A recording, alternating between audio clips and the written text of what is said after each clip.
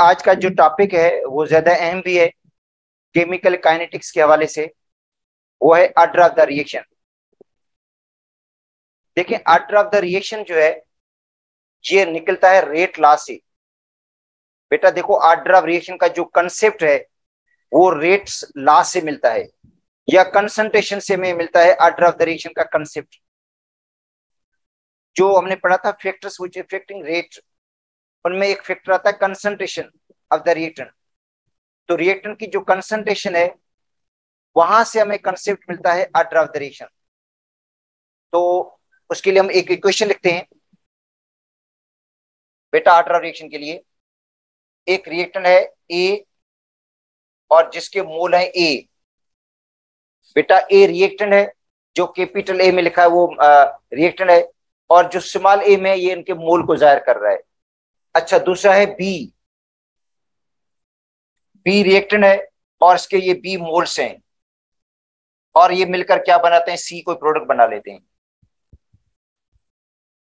ठीक है, तो अब हमें पता है, कल हम पढ़ कर आए थे कि रेट ऑफ द रिएक्शन जो है dx अपॉन dt ये डायरेक्टली प्रोपोर्शनल होता है मोलर कंसंट्रेशन के। बेटा रेट ऑफ रिएक्शन जो है वो डायरेक्टली प्रोपोर्शनल है मोलर कंसंट्रेशन के। तो dx अपॉन dt ये डायरेक्टली प्रोपोर्शनल है किसके, a पावर a और b पावर b, और b के पर जो पावर आया है वो b आया है, जो मोल्स हैं बेटा वो पावर में चले गए। तो dx अपॉन dt जो रेट है is equal to k a power a into b power b।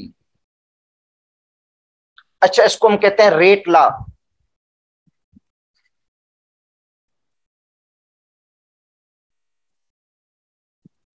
बेटा रेट लॉ का मतलब है relationship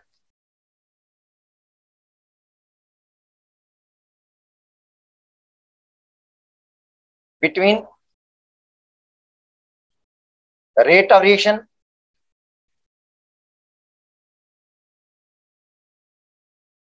and molar concentration.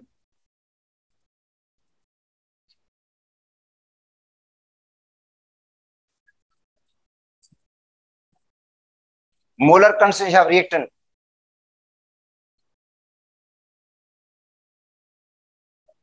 Participating in reaction. Molar concentration reactant की जो पार्टिसिपेट कर रहा है किसके अंदर बेटा, रिएक्शन के अंदर। मोलर कंसंट्रेशन रिएक्टेंट की जो पार्टिसिपेट कर रहा है रिएक्शन के अंदर।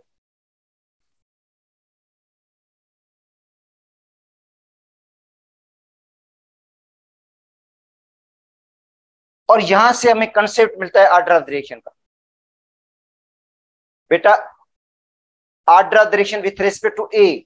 अब जो पावर है बेटा, ए के ऊपर जो पावर है या ए के जो मोल्स हैं या ए के ऊपर जो पावर है उसको हम कहेंगे ऑर्डर ऑफ द रिएक्शन। तो ऑर्डर ऑफ द रिएक्शन देखो बेटा, order of reaction, order of reaction with respect to A is A.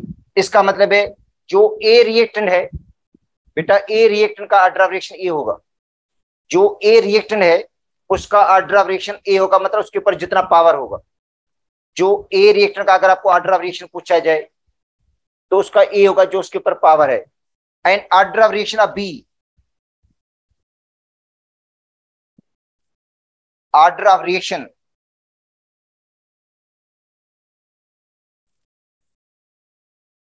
Of B is small B.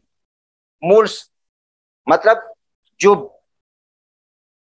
Order reaction B का है, order reaction with respect to B, ये B के बराबर होगा, small B के बराबर होगा जो उनके मोल्स होंगे। तो इसका मतलब है जो उनके मोल्स हैं ऑर्डर ऑफ रिएक्शन उसके बराबर है।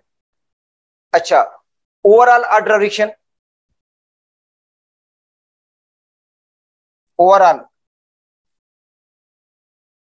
ऑर्डर ऑफ रिएक्शन, ओवरऑल का मतलब है पूरे रिएक्शन का जो ऑर्डर ऑफ रिएक्शन होगा तो overall order of reaction is sum. बेटा ओवरऑल जो ऑर्डर ऑफ रिएक्शन क्या होगा, सम होगा, sum of exponents.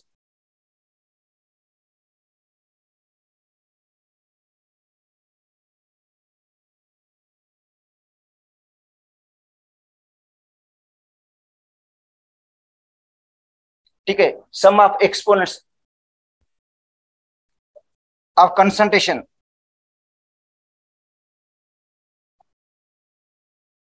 Of reactant. ठीक है, तो बेटा ये जो ओवरऑल ऑर्डर ऑफ रिएक्शन ये किसके बराबर होगा, sum of exponents of concentration of reactant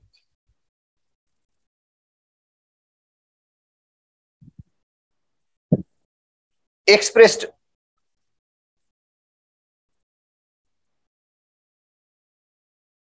in rate law या रेट इक्वेशन। तो बेटा रेट इक्वेशन में जितने भी रिएक्टेंट की कंसंट्रेशन के ऊपर पावर है, अगर उनको आप सम करेंगे तो आपको मिलेगा ऑर्डर ऑफ रिएक्शन। तो बेटा ऑर्डर ऑफ रिएक्शन ये हो जाएगा, ऑर्डर ऑफ रिएक्शन ये हो जाएगा ए प्लस बी। ऑर्डर रिएक्शन क्या होगा, ए और बी, ए और बी को आपने सम करना है, ओवरऑल ऑर्डर ऑफ रिएक्शन। जो बेटा ओवरऑल ऑर्डर ऑफ रिएक्शन होगा वो ए प्लस बी के बराबर होगा।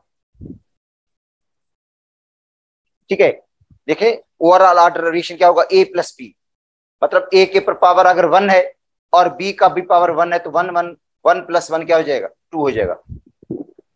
अगर ए का पावर 1 है, बी का पावर 2 है, तो ऑर्डर ऑफ रिएक्शन 3 हो जाएगा।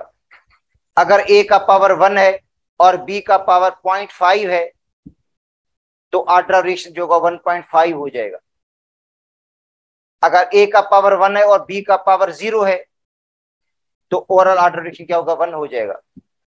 ठीक है, तो ऑर्डर ऑफ रिएक्शन में बी 0, ऑर्डर ऑफ रिएक्शन 0 भी हो सकता है, ऑर्डर ऑफ रिएक्शन फ्रैक्शन में भी हो सकता है, order of reaction whole number में भी हो सकता है, ऑर्डर ऑफ रिएक्शन नेगेटिव का भी हो सकता है, ऑर्डर ऑफ रिएक्शन पॉजिटिव का भी हो सकता है। बेटा ऑर्डर ऑफ रिएक्शन 0 भी होता है, 1 भी होता है, 2 भी होता है, 3 भी होता है, माइनस का भी होता है, फ्रैक्शन में भी हो सकता है, 1.5 भी हो सकता है, 0.5 भी हो सकता है ऑर्डर ऑफ रिएक्शन, -1 का भी हो सकता है ऑर्डर ऑफ रिएक्शन। ठीक है, तो ऑर्डर ऑफ रिएक्शन एक चीज मैं आपको बता दूं, इक्वेशन को आप देखकर नहीं बता सकते। किसी इक्वेशन को हम देखें और ऑर्डर ऑफ रिएक्शन बता दें, ये सही नहीं है। Order of reaction is determined from experimental measurement, not seeing the total number of molecules. Number of molecules को नहीं देखकर आप ऑर्डर ऑफ रिएक्शन बता सकते, क्योंकि बहुत ज्यादा ऐसे रिएक्शंस भी हैं जिनमें 3 या 4 मॉलिक्यूल हिस्सा ले रहे हैं रिएक्शन के अंदर, मगर जो उसका मैकेनिज्म है, जो उसका रेट डिटरमाइन स्टेप है, या जो उसका स्लोएस्ट स्टेप है, उसके अंदर 2 मॉलिक्यूल हिस्सा ले रहे हैं। इसका मतलब रेट ऑफ रिएक्शन फास्ट को देखकर रिएक्शन को नहीं निकालेगा, rate of reaction fast step को देखकर बेटा नहीं निकालते हम। स्लोएस्ट स्टेप जो होता है वो रेट डिटरमाइन स्टेप होता है। देखो स्लोएस्ट स्टेप को क्या कहेंगे हम, रेट डिटरमाइन स्टेप। तो order of reaction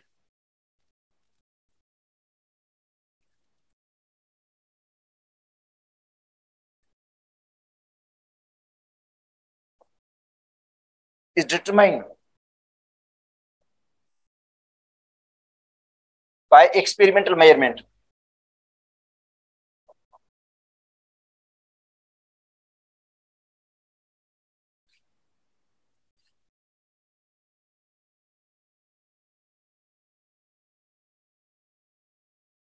Not seeing total number of molecules.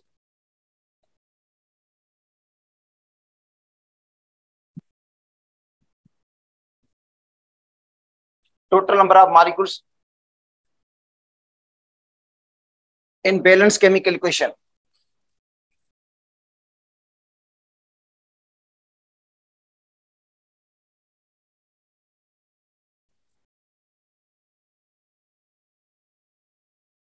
बेटा जो बैलेंस केमिकल इक्वेशन को देखकर हम ऑर्डर रिएक्शन नहीं बता सकते।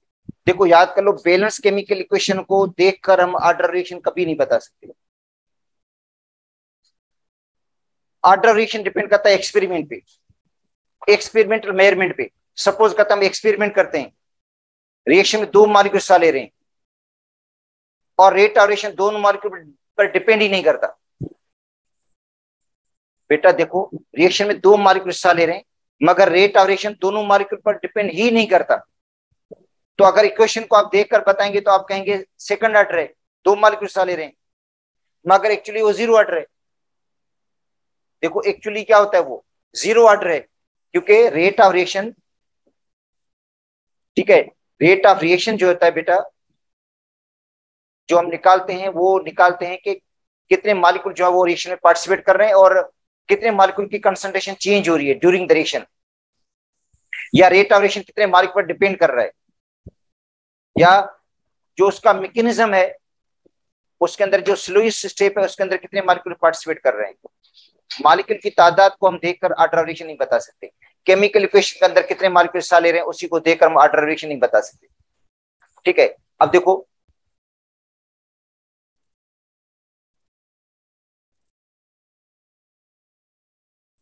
H2 प्लस Cl2, बेटा H2 plus Cl2 in the presence of sunlight बन जाता है 2HCl। H2 है, Cl2 है, H2 गैस है, Cl2 भी गैस है, मिलकर क्या बना रहे हैं, HCl बना रहे हैं गैस। ठीक है, तो रेट इज इक्वल टू के H2 पावर 0 Cl2 पावर 0। इसका मतलब है रेट ना तो H2 पर डिपेंड कर रहा है ना Cl2 पर डिपेंड कर रहा है। ऑर्डर ऑफ रिएक्शन इसका 0 है बेटा, जो ऑर्डर ऑफ रिएक्शन है इसका 0 है।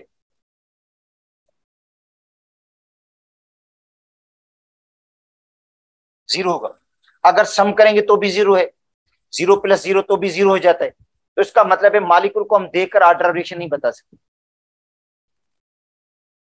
हम देखेंगे एक्सपेरिमेंट में कितने मॉलिक्यूल की कंसंट्रेशन चेंज हो रही है या रेट कितने मॉलिक्यूल की कंसंट्रेशन पे डिपेंड करता है। तो यहां पे क्या है, इन 0 order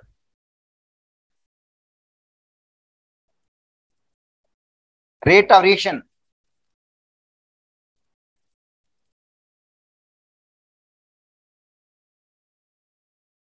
is independent of concentration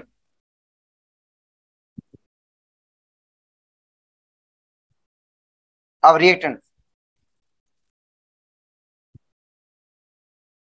बेटा जो 0 ऑर्डर में है, जो रेट ऑफ रिएक्शन है वो इंडिपेंडेंट है कंसंट्रेशन पे, कंसंट्रेशन पे डिपेंड ही नहीं करता। और रिएक्शन की वेलोसिटी क्या होगी, फिर कांस्टेंट होगी। रिएक्शन की जो वेलोसिटी होगी वो बेटा कांस्टेंट होगी। रेट ऑफ रिएक्शन हाइड्रोजन की कंसंट्रेशन पे डिपेंड नहीं करता, ना क्लोरीन पे डिपेंड करता है। अगर हाइड्रोजन को डबल करते हैं, क्लोरीन पे डबल करते हैं, रेट पर कोई फर्क नहीं पड़ेगा। ठीक है, इसके अलावा देखो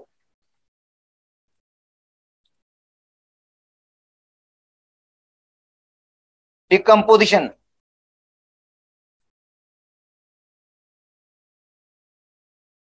of ammonia in the presence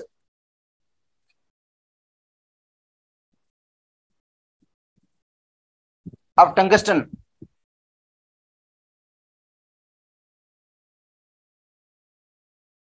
tungsten बेटा कैटलिस्ट है।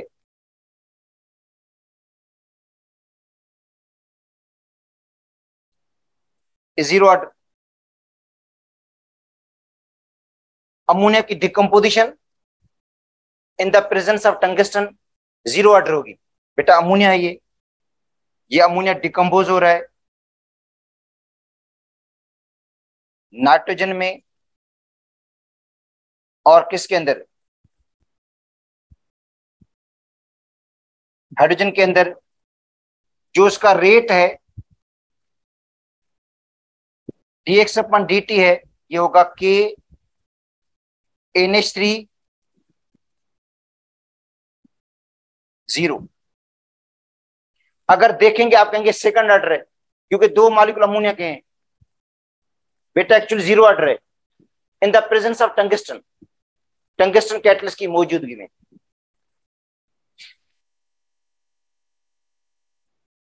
स्टडी रेट होगा, मुस्तकम रेट होगा इसका, बस एक जैसा रेट होगा थ्रू आउट। तो बेटा ये जीरो ऑर्डर है। अगर इक्वेशन को, बैलेंस इक्वेशन को देखकर हम ऑर्डर ऑफ रिएक्शन बताए तो हम कहते हैं सेकंड ऑर्डर। ये भी सेकंड ऑर्डर, ये भी सेकंड ऑर्डर है, मगर एक्चुअली ये जीरो ऑर्डर है दोनों। रेट ऑफ रिएक्शन जो है वो इंडिपेंडेंट ऑफ कंसंट्रेशन है, रेट ऑफ रिएक्शन कंसंट्रेशन पे डिपेंड ही नहीं करता। तो इसका मतलब है मॉलिक्यूल को हम देखकर ऑर्डर रिएक्शन नहीं बता सकते, या केमिकल इक्वेशन दी गई है उसको देखकर हम ऑर्डर रिएक्शन को नहीं बता सकते। बेटा देखो, रिएक्शन को देखकर हम ऑर्डर रिएक्शन का अंदाजा नहीं लगा सकते, केमिकल इक्वेशन को देखकर। एक्चुअली एक्सपेरिमेंट पे डिपेंड करता है।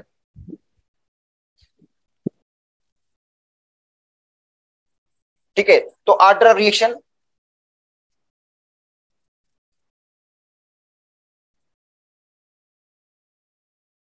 may be defined as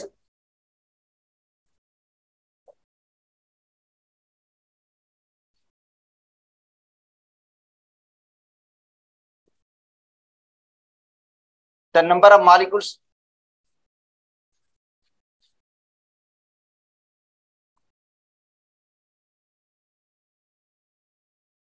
order relation क्या, number of molecules which are participating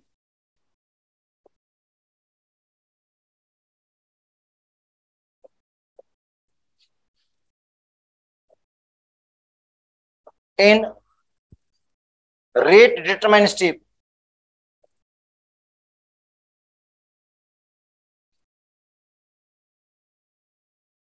बेटा नंबर ऑफ मॉलिक्यूल्स जो हिस्सा ले रहे हैं किसमें, रेट डिटरमाइन स्टेप या slowest step.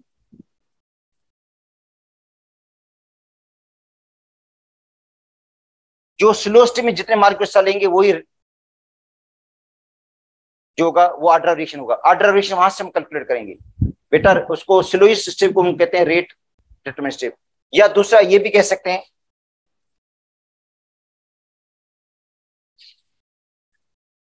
Number of molecules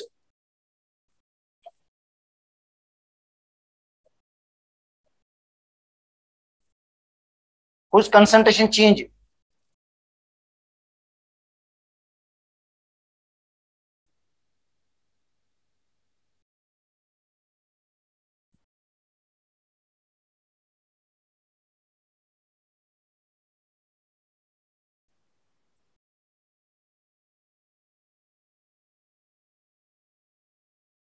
तो order of reaction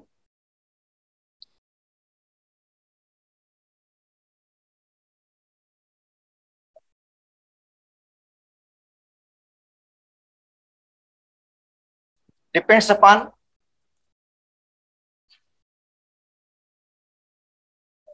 number of molecules whose concentration change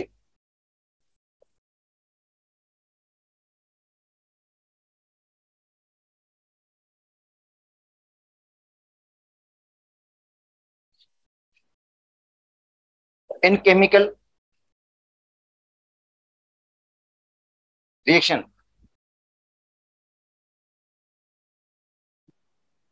बेटा नंबर ऑफ मॉलिक्यूल्स जिसकी कंसंट्रेशन चेंज हो किसके अंदर, केमिकल रिएक्शन के अंदर, या जिसकी कंसंट्रेशन चेंज करने से रेट चेंज हो जाए, जिसकी कंसंट्रेशन को चेंज करने से रेट चेंज हो जाए तो इसका मतलब है वो ऑर्डर रिएक्शन के अंदर काउंट होगा।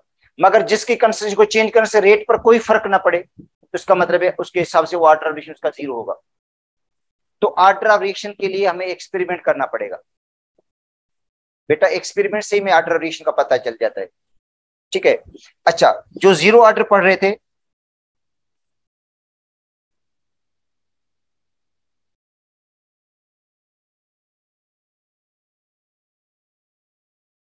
फोटोकेमिकल रिएक्शंस,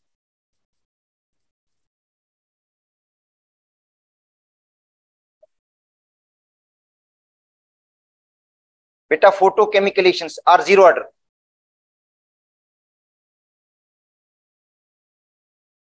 ठीक है, reaction between methane and chlorine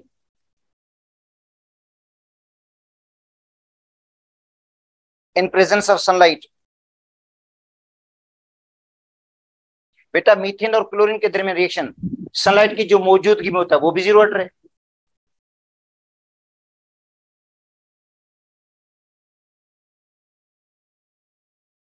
देखो मीथेन और क्लोरीन का रिएक्शन सनलाइट की मौजूदगी में 0 ऑर्डर होगा। H2 और Cl2 सनलाइट की मौजूदगी में 0 ऑर्डर होगा, या अमोनिया की डिकम्पोजिशन टंगस्टन की मौजूदगी में 0 ऑर्डर होगी।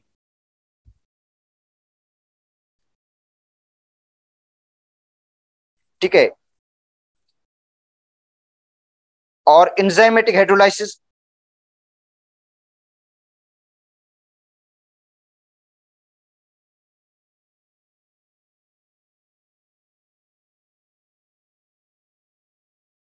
reaction in the presence of enzyme are 0 order। बेटा जो एंजाइम की मौजूदगी में रिएक्शन होते हैं वो 0 ऑर्डर होते हैं, और 0 ऑर्डर में रेट ऑफ रिएक्शन जो होता है वो कंसंट्रेशन पे डिपेंड नहीं करता। ठीक है, जो रेट ऑफ रिएक्शन है वो कंसंट्रेशन पे डिपेंड नहीं करता।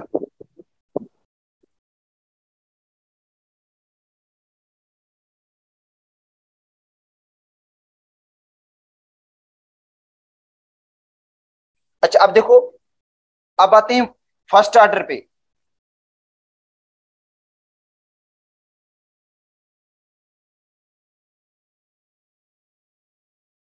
बेटा फर्स्ट ऑर्डर का मतलब rate of reaction depend upon only one molecule. देखो rate of reaction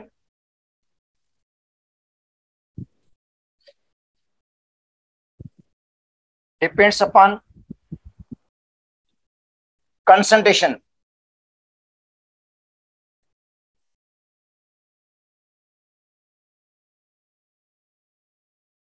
of only one molecule.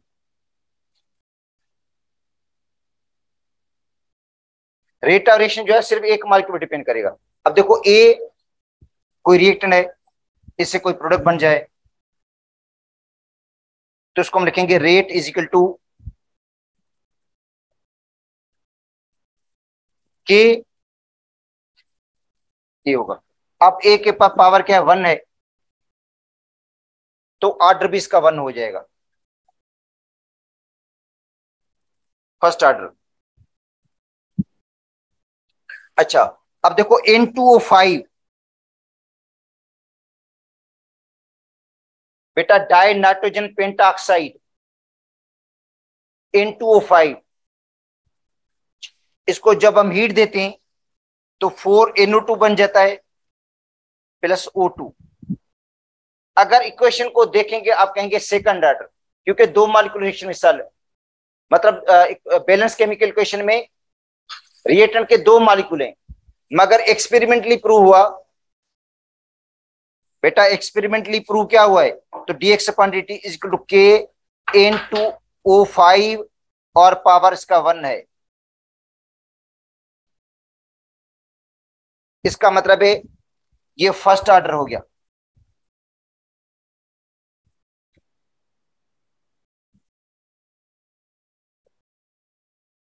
अगर आप मॉलिक्यूल को देखकर आप ऑर्डर ऑफ रिएक्शन बताएंगे तो आप कहेंगे सेकंड ऑर्डर है, मगर एक्चुअली N2O5 की जो डिकम्पोजिशन है बेटा, N2O5 की डिकम्पोजिशन डिकम्पोज हो रहा है,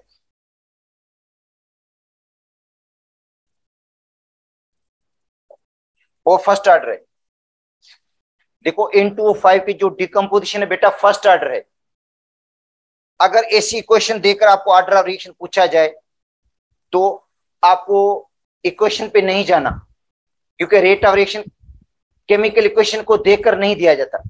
देखो rate of reaction chemical equation को देखकर बेटा नहीं दिया जाता। रेट ऑफ रिएक्शन डिपेंड करता है एक्सपेरिमेंटल मेजरमेंट पे, के रेट ऑफ रिएक्शन कितने मॉलिक्यूल की कंसंट्रेशन पे डिपेंड करता है। अगर रेट ऑफ रिएक्शन एक मॉलिक्यूल की कंसंट्रेशन पे डिपेंड करता है तो फर्स्ट ऑर्डर, भले दो मॉलिक्यूल रिएक्शन हिस्सा ले रहे हो, मगर रेट ऑफ रिएक्शन एक मॉलिक्यूल की कंसंट्रेशन पे डिपेंड कर रहा है तो इसका मतलब ये क्या होगा, फर्स्ट ऑर्डर होगा, सेकंड ऑर्डर नहीं होगा ये। तो ये बेटा फर्स्ट ऑर्डर है। तो N2O5 की जो डिकम्पोजिशन है ये फर्स्ट ऑर्डर। इसके अलावा कुछ और रिएक्शन मैंने दोनों बुक से लिखे हैं, जिसमें उनकी जो है बुक, पंजाब की बुक भी है और जो फेडरल की बुक है, ताकि आपको एक जगह सारे मिल जाएं रिएक्शंस। अच्छा, एक और भी उनकी फर्स्ट ऑर्डर की एग्जांपल है, डिकम्पोजिशन ऑफ अमोनियम नाइट्राइट।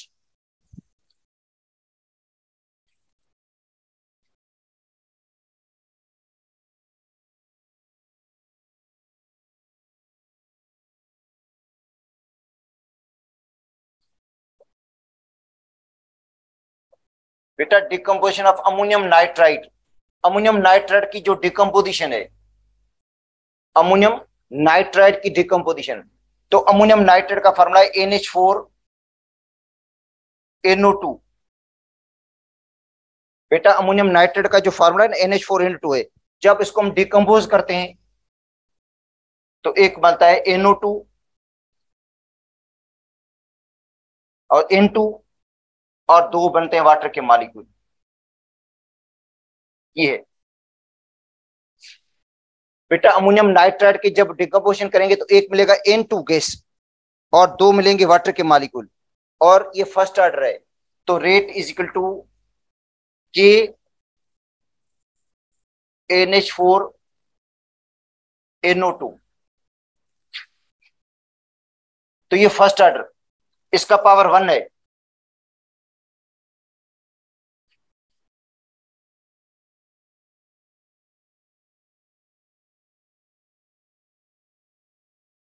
अच्छा, और उसके अलावा जो डिसइंटीग्रेशन है,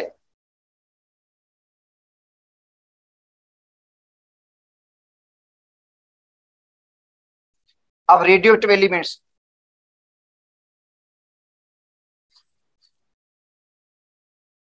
इज फर्स्ट ऑर्डर।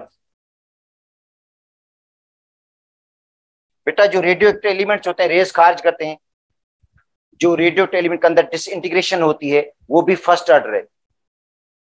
ठीक है, रेडियो एक्टिव जो एलिमेंट्स हैं वो भी फर्स्ट ऑर्डर काइनेटिक्स को फॉलो करते हैं। अच्छा, अब आते हैं सेकंड ऑर्डर पे।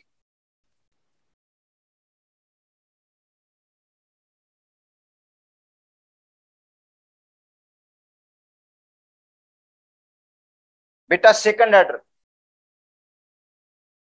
अच्छा सेकंड ऑर्डर में दो मॉलिक्यूल पार्टिसिपेट करेंगे। The reaction NH2 molecule are participating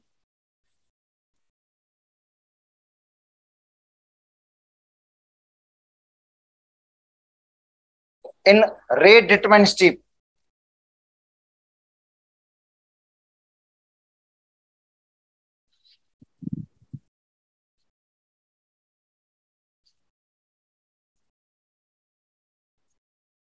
जो बेटा रेट डिटरमाइनिंग स्टेप होता है या स्लो स्टेप होता है, उसके अंदर दो मॉलिक्यूल हिस्सा लेंगे। मतलब जहां से हम रेट कैलकुलेट करते हैं उनमें दो मॉलिक्यूल हिस्सा लेंगे, या रेट ऑफ रिएक्शन दो मॉलिक्यूल की कंसंट्रेशन पे डिपेंड करेगा। बेटा रेट ऑफ रिएक्शन दो मॉलिक्यूल की कंसंट्रेशन पे डिपेंड करेगा। अच्छा, वो दोनों मॉलिक्यूल एक जैसे भी हो सकते हैं, डिफरेंट भी हो सकते हैं। देखो 2A प्रोडक्ट बन गया, तो रेट क्या होगा, dx/dt is equal to KA²। Second order, बेटा सेकंड ऑर्डर पावर 2 है, तो ऑर्डर क्या हो जाएगा इसका, ऑर्डर तो पावर को हम कहते हैं। अच्छा, A+B दो डिफरेंट मॉलिक्यूल हैं बेटा, दो डिफरेंट मॉलिक्यूल हैं।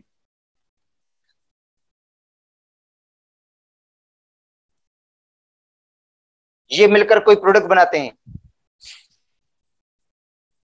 तो dx/dt is equal to KA×B। तो A का पावर 1, B का 1, तो ऑर्डर क्या होगा, ओवरऑल ऑर्डर 1 + 1 2 होगा। अगर ए के हिसाब से पूछा जाएगा तो हम कहेंगे फर्स्ट ऑर्डर। अगर ऑर्डर ऑफ रिएक्शन सिर्फ ए का पूछा जाए तो ए का पावर 1 है, बी का पूछा जाए तो 1 है। इसका मतलब है order of reaction with respect to A. बेटा order of reaction with respect to A, अगर ए का पूछा जाए तो हम कहेंगे फर्स्ट ऑर्डर, अगर विथ रेस्पेक्ट टू बी पूछा जाए तो भी फर्स्ट ऑर्डर, अगर ओवरऑल पूछा जाता है पूरे रिएक्शन का तो होगा सेकंड ऑर्डर। 1 + 1 2 हो जाएगा ऑर्डर रिएक्शन। अच्छा तो बेटा इसके कुछ एग्जांपल्स हैं, उनमें एक है NO NO और प्लस O3 ओजोन। ये एक है NO, दूसरा क्या है O3 है, ओजोन है, और ये मिलकर क्या बनाते हैं NO2 बन जाता है और ऑक्सीजन गैस बन जाती है। और जो dx/dt है इसका ये होगा KNO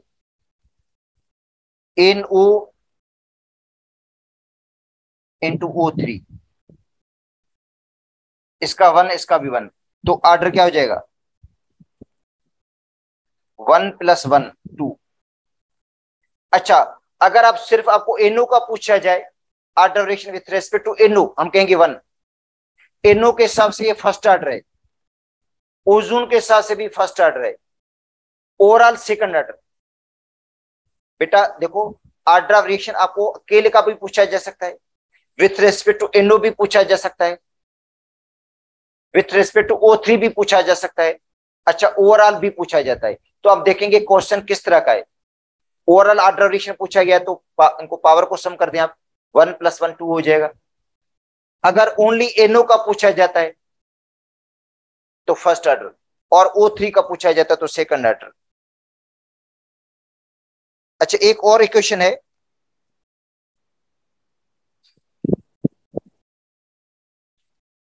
बेटा नंबर 2, इसकी इक्वेशन है 2NO2 + O3 एरो N2O5। बेटा N2O5 बन जाता है और दूसरा बन जाता है O2।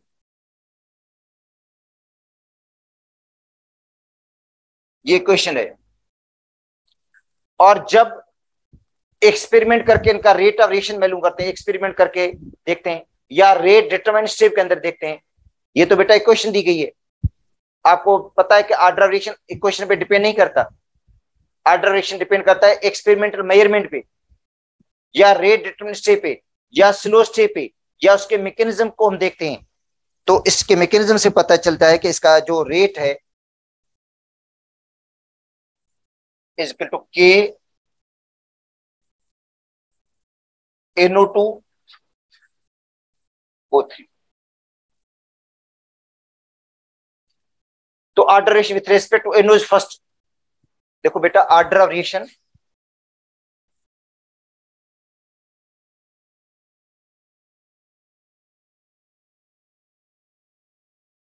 Order reaction with respect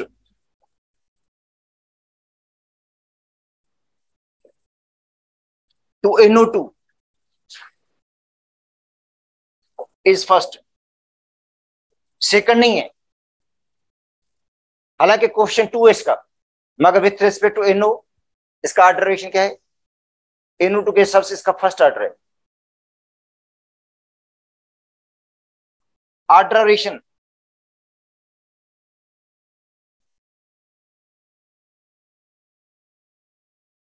with respect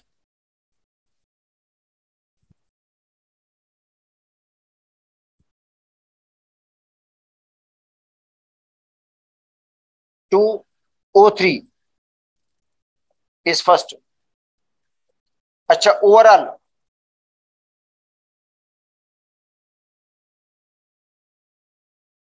order is 1 + 1 2।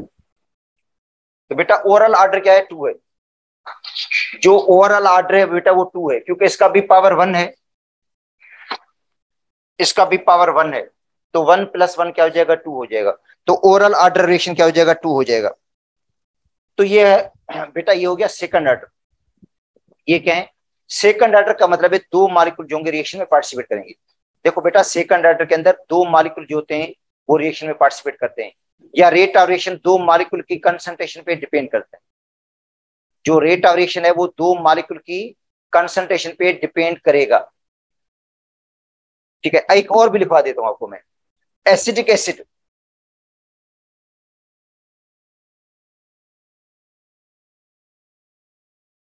ठीक है, और प्लस इथाइल अल्कोहल।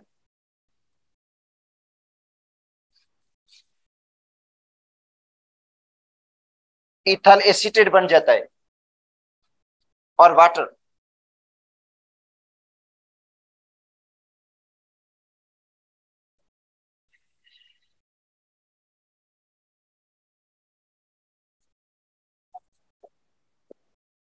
ठीक है, तो रेट जो होगा इज इक्वल टू के acetic acid and ethyl alcohol, 1+1। तो ऑर्डर क्या हो जाएगा?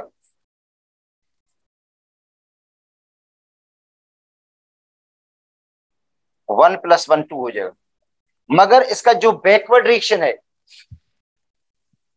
बेटा, इसका जो बैकवर्ड रिएक्शन है ईस्टर की हाइड्रोलाइसिस, वो फर्स्ट ऑर्डर होता है। अब देखो इसका जो फॉरवर्ड रिएक्शन है बेटा, जो फॉरवर्ड रिएक्शन है इसका, जिसमें एसिटिक एसिड इथाइल अल्कोहल मिलकर इथाइल एसिड वाटर बना रहे, तो ये सेकंड ऑर्डर है। और इसका जो बैकवर्ड रिएक्शन का ऑर्डर, क्योंकि रिएक्शन रिवर्सिबल है, इसका जो बैकवर्ड का रिएक्शन है वो क्या होता है? फर्स्ट ऑर्डर होता है। वो आगे मैं पढ़ाता हूं आपको। ठीक है, अब आते हैं third order.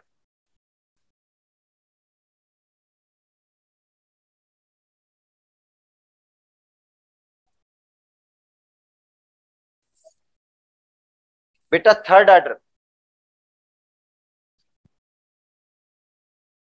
The reaction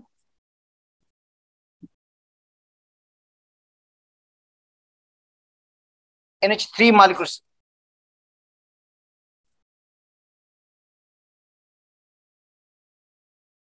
are participating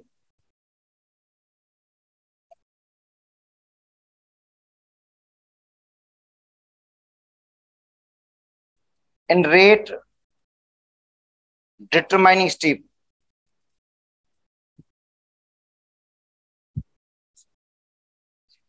या स्लो स्टेप। बेटा जो स्लो स्टेप होता है या रेट डिटरमिनिंग स्टेप होता है, जिसपे रेट ऑफ रिएक्शन डिपेंड करता है उसका मैकेनिज्म पे, ठीक है, उसमें तीन मॉलिक्यूल हिस्सा लें, तो उसको हम कहते हैं थर्ड ऑर्डर। अच्छा एग्जांपल,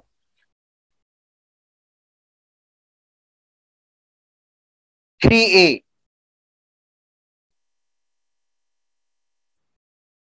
प्रोडक्ट बन गया। भाई एक ही रिएक्टर के तीन मॉलिक्यूल हैं बेटा, एक ही रिएक्टर के तीन मॉलिक्यूल जो रिएक्शन में पार्टिसिपेट कर रहे हैं। ठीक है, तो रेट होगा के A⁻3, ऐसे हो सकता है। ठीक है, पॉसिबल है कि ए का एक मॉलिक्यूल हो और बी के दो मॉलिक्यूल हो, ये सा लें, तो रेट हो जाएगा कि A⁻1 और B⁻2। बेटा ए का पावर 1 है और देखो बी का पावर 2 है। ए का पावर 1 और बी का देखो पावर 2 है, तो ऑर्डर क्या हो जाएगा? 1+2 3। इसका मतलब है ए के हिसाब से फर्स्ट ऑर्डर है, बी के हिसाब से सेकंड ऑर्डर है, ओरल थर्ड ऑर्डर। ओरल क्या है? थर्ड ऑर्डर है। पॉसिबिलिटी है कि ए के दो मॉलिक्यूल हो और बी का एक मॉलिक्यूल हो, मिलकर कोई प्रोडक्ट बना लें, तो रेट क्या हो जाएगा? इज इक्वल टू के A⁻2 B⁻1। तो 2 + 1 फिर भी 3 हो गया। तो इसका मतलब है ए के हिसाब से सेकंड ऑर्डर और बी के हिसाब से फर्स्ट ऑर्डर। पॉसिबिलिटी है तीनों मॉलिक्यूल चेंज हों, ए बी सी, तीन मॉलिक्यूल से ये मिलकर कोई प्रोडक्ट बना रहे हैं। तो जो रेट होगा कि ए इंटू बी इंटू सी, ए के हिसाब से फर्स्ट ऑर्डर, बी के हिसाब से फर्स्ट ऑर्डर, सी के हिसाब से फर्स्ट ऑर्डर और ओवरऑल थर्ड ऑर्डर। क्योंकि विथ रेस्पेक्ट टू ए भी पूछा जा सकता है, विथ रेस्पेक्ट टू बी भी पूछा जा सकता है, विथ रेस्पेक्ट टू सी भी पूछा जा सकता है, ओवरऑल भी पूछा जा सकता है। तो बेटा ऑर्डर क्या हो जाएगा? 1 + 1 + 1 3, थर्ड ऑर्डर। तो अब आते हैं इसकी एग्जांपल बेटा।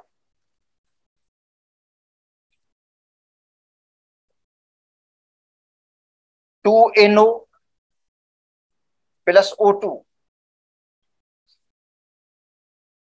Arrow 2NO2। देखो 2NO है प्लस O2 एरो 2NO2, तो dx/dt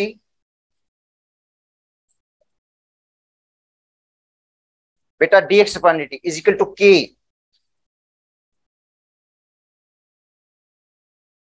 NO² into O2। Na के ऊपर स्क्वायर है। अच्छा विथ रेस्पेक्ट टू NO देखो order of reaction with respect to NO is 2। NO के हिसाब से 2 है, विथ रेस्पेक्ट टू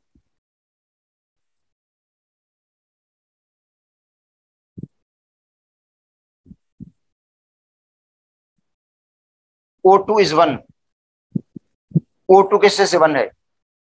अच्छा ओवरऑल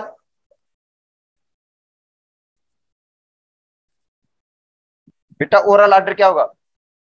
2 + 1 3, इसका मतलब है थर्ड ऑर्डर है। तो बेटा ओवरऑल ऑर्डर रिएक्शन क्या होगा? 3 होगा, थर्ड ऑर्डर होगा। अच्छा अब देखो एक इक्वेशन और है, देखो इसके अंदर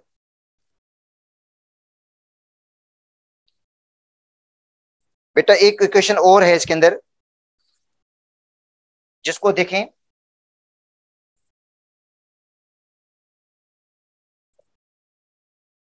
टू FeCl3 एक्वस बेटा 2FeCl3 aqueous plus 6Ki,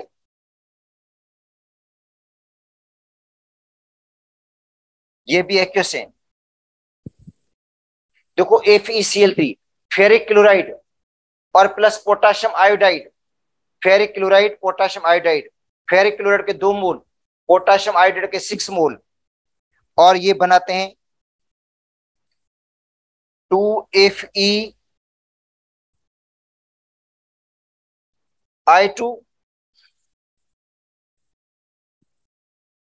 plus 6KCl और प्लस I2, ये बना रहे हैं। आप बताएं ऑर्डर रिएक्शन क्या होगा?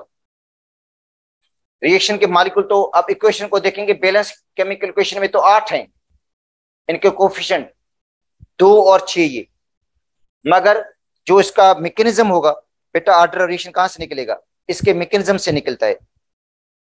जो इसका मैकेनिज्म है जिसके अंदर स्लोइस्ट स्टेप, देखो बेटा इसका जो मैकेनिज्म है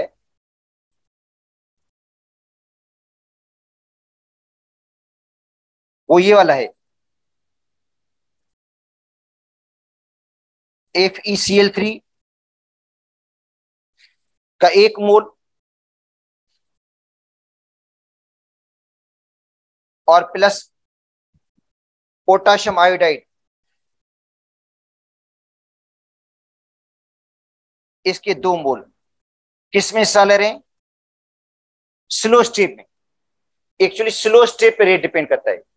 तो स्लो स्टेप में कितने मॉलिक्यूल हिस्सा ले रहे हैं? एक इसका मॉलिक्यूल है, 2 इसके हैं। एक मॉलिक्यूल FeCl3 का पार्टिसिपेट कर रहा है स्लो स्टेप के अंदर, क्योंकि स्लो स्टेप को हम कहते हैं रेट डिटरमाइन स्टेप। बेटा स्लोएस्ट स्टेप जो होता है उसको कहते हैं रेट डिटरमाइन स्टेप। तो ऑर्डर ऑफ रिएक्शन जो निकलेगा वो निकलेगा स्लोएस्ट स्टेप से, या रेट डिटरमाइन स्टेप जिसको कहा जाता है, या मैकेनिज्म ऑफ द रिएक्शन से निकलेगा। ठीक है, तो ये FeCl3 + 2Ki, अच्छा एरो FeI2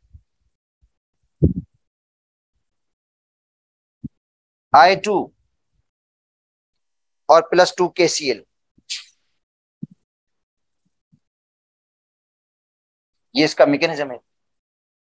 आगे फास्ट स्टेप भी है बेटा, आगे फास्ट स्टेप भी, मगर लिखने की जरूरत नहीं है, हमें देखना इसका स्लोएस्ट स्टेप, क्योंकि पूछा जाएगा आपको रेट डिटरमाइन स्टेप का पूछा जाएगा। बेटा पूछा जाता है रेट डिटरमाइन स्टेप का, तो अब क्या लिखेंगे हम? ठीक है, रेट डिटरमाइन स्टेप जो है, तो उसका जो रेट होगा वो आएगा K कांस्टेंट, FeCl3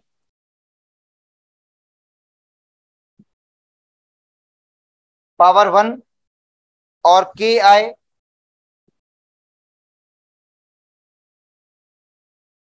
पावर 2।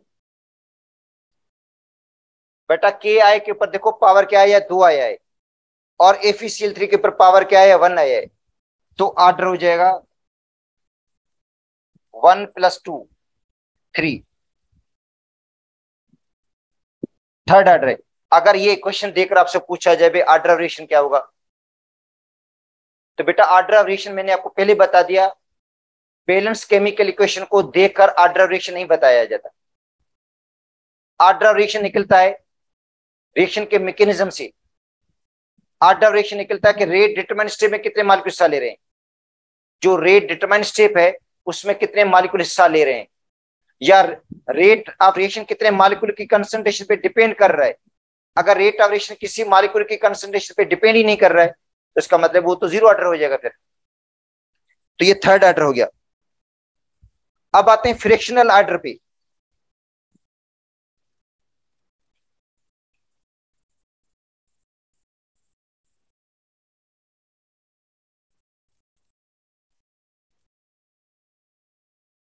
बेटा ऑर्डर रिएक्शन फ्रिक्शन के अंदर भी होता है, जो ऑर्डर रिएक्शन फ्रिक्शन के अंदर भी है। देखो एक रिएक्शन है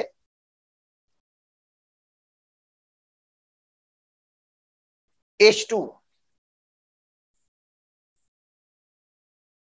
और +Br2,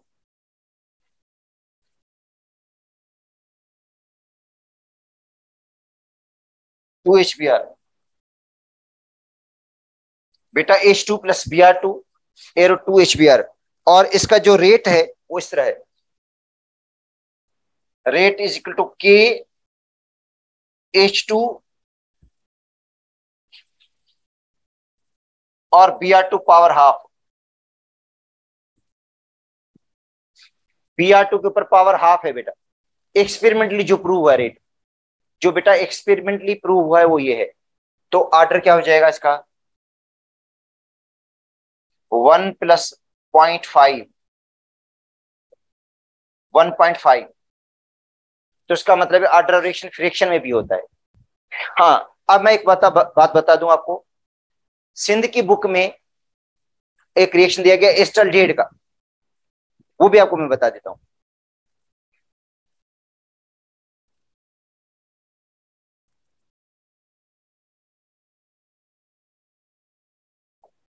डिकम्पोजिशन ऑफ एस्टल्डेड।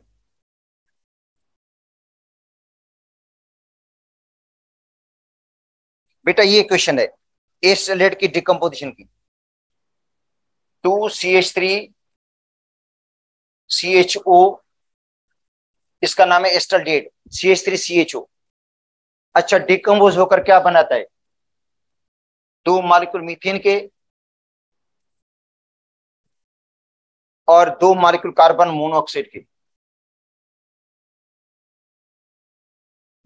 ठीक है, अगर सिंध की बुक के हिसाब से देखेंगे तो ऑर्डर रिएक्शन एक लिखा हुआ है, जबकि दूसरी बुक्स जितनी भी हैं उनके अंदर ऑर्डर रिएक्शन ये लिखा हुआ है, कि दूसरी बुक्स में ऑर्डर्स का ये लिखा हुआ है कि dx/dt is equal to K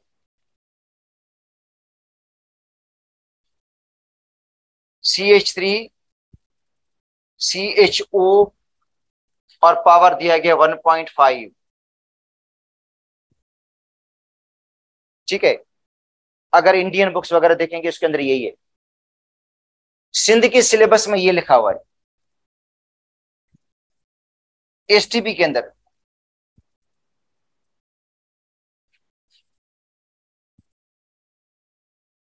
बेटा ये एसटीपी के अंदर है।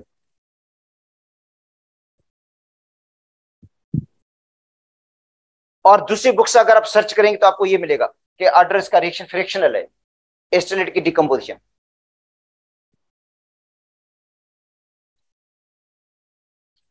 अच्छा, एक और रिएक्शन भी इसके अंदर फ्रैक्शनल में आ जाता है, CH3 CHCl3 plus chlorine, CHCl3 plus chlorine CCl4 बन जाता है, और प्लस HCl। और इसका भी इस तरह ही है, dx/dt is equal to K CHCl3 into chlorine, और क्लोरीन के पर पावर हाफ है। बेटा क्लोरीन के ऊपर पावर हाफ है, तो ऑर्डर क्या होगा इसका? इसका 1 पावर है, इसका 0.5 पावर है, तो हो जाएगा 1.5। तो ऑर्डर इसका हो जाएगा 1.5। हाँ, अब आते हैं SIDO first order.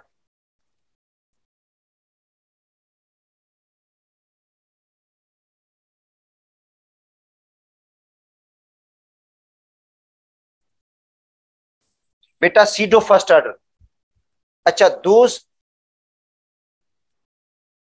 reactions in which solvent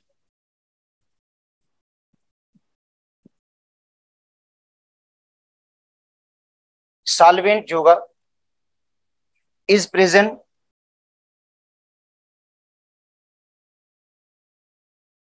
in large excess।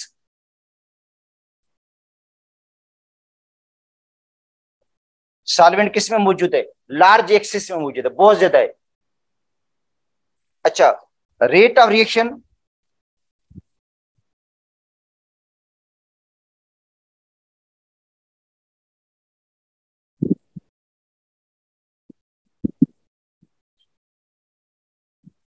Do not alter, rate of reaction alter नहीं होगा बाय चेंजिंग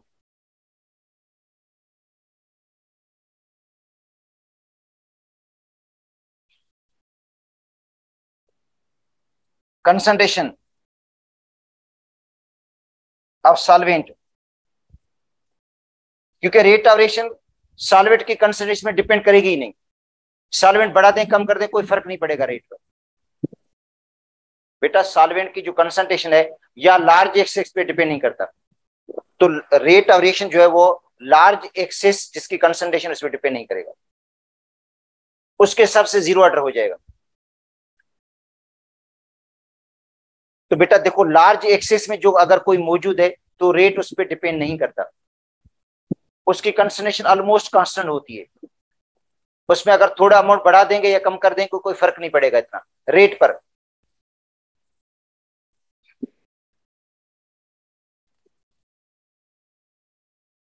अच्छा, अब देखो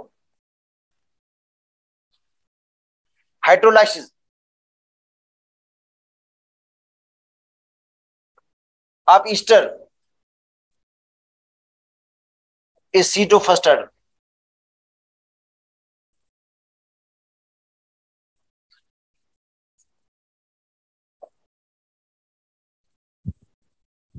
in which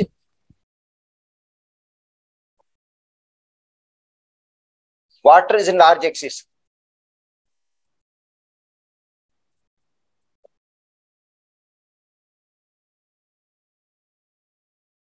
बेटा वाटर जो है लार्ज एक्सिस में मौजूद है, तो देखो ईस्टर है CH3 C++, C2H5 ethyl acetate,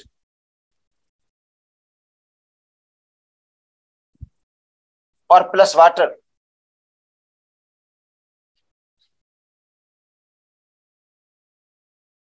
और ये लार्ज एक्सिस में है,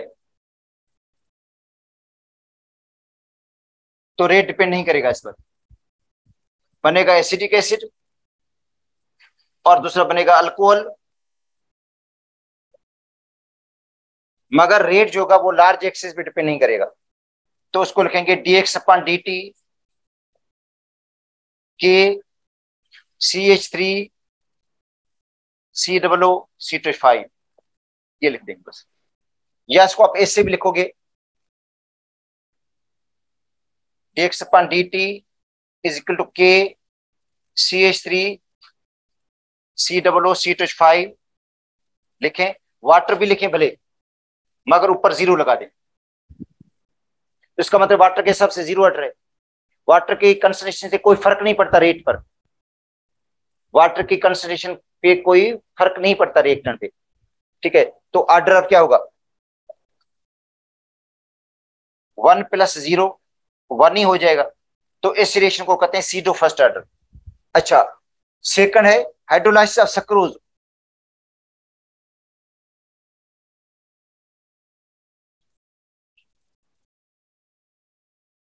इस SIDO first order,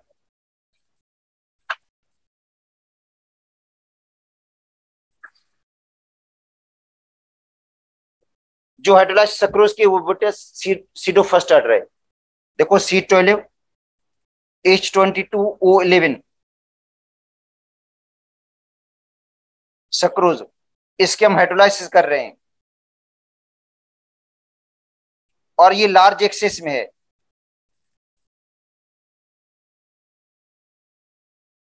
water C6H12O6 बनेगा, ग्लूकोज, और दूसरा बनेगा फरक्टोज C6H12O6 फरक्टोज बनेगा, मगर रेट क्या होगा, इज इक्वल टू के C12H22O11। इस पे डिपेंड करेगा सिर्फ, सक्रोज की कंसंट्रेशन पे डिपेंड करेगा। और वाटर के हिसाब से जीरो हट रहे, अगर वाटर लिखोगे तो जीरो लगा देना उसके ऊपर। तो इसका मतलब है जो रेट है वो सिर्फ सक्रोज की कंसंट्रेशन डिपेंड करता है, तो इसको हम कहेंगे सीडो फर्स्ट ऑर्डर। तो बेटा इस तरह के जो रिएक्शन से इनको कहा जाता है सीडो फर्स्ट ऑर्डर। तो ऑर्डर ऑफ रिएक्शन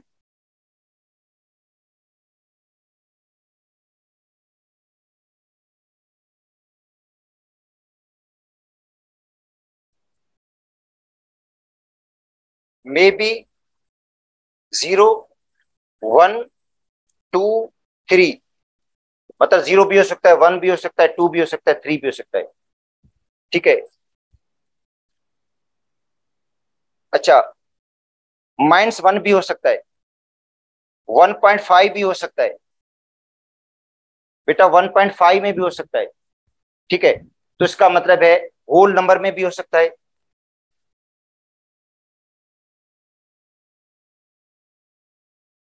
जीरो भी हो सकता है, फ्रैक्शन भी हो सकता है, या माइनस में भी हो सकता है।